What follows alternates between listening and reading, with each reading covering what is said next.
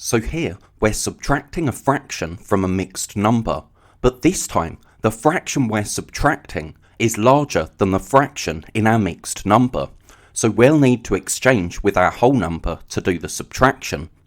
So first we have 2 1/5 minus 7/15.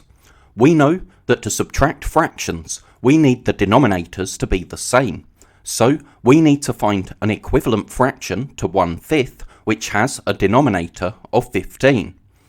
So we can write 2 1/5 as 2 3/15.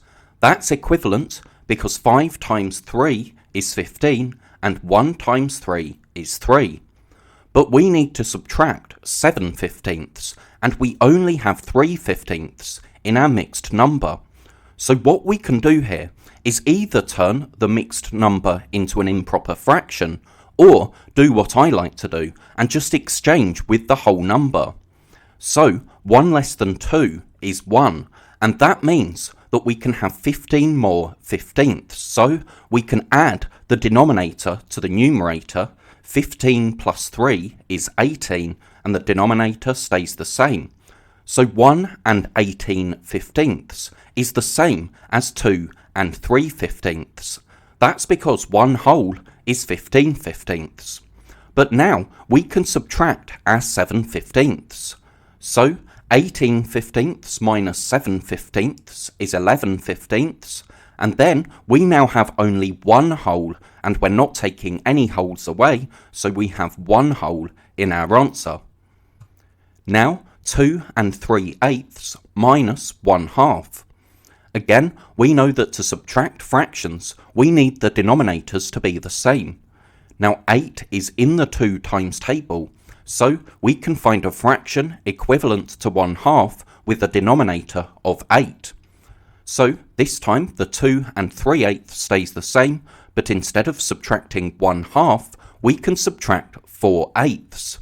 That's equivalent because 2 times 4 is 8 and 1 times 4 is 4.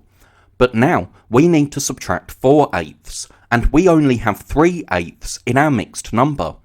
So again, we can exchange 1 whole for 8 more 8ths.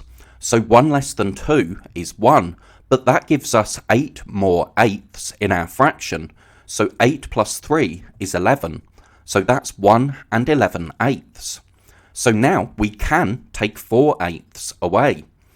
11/8 minus 4/8 is 7/8, and 1 minus nothing is 1, so our answer is 1 7/8.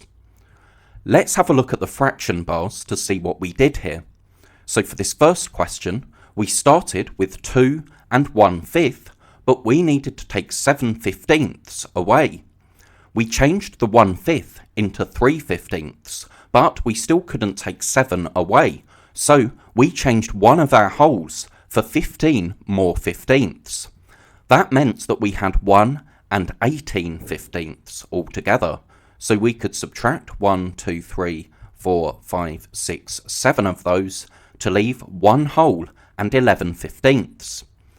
Then in this question we started with 2 3/8. We worked out that 1/2 was the same as 4/8, but we only had 3/8, so we exchanged one of our wholes for 8 more 8ths. That gave us 1 11/8, so we could take 1, 2, 3, 4/8 away because that's the same as taking a half away, and that left us with 1 7/8.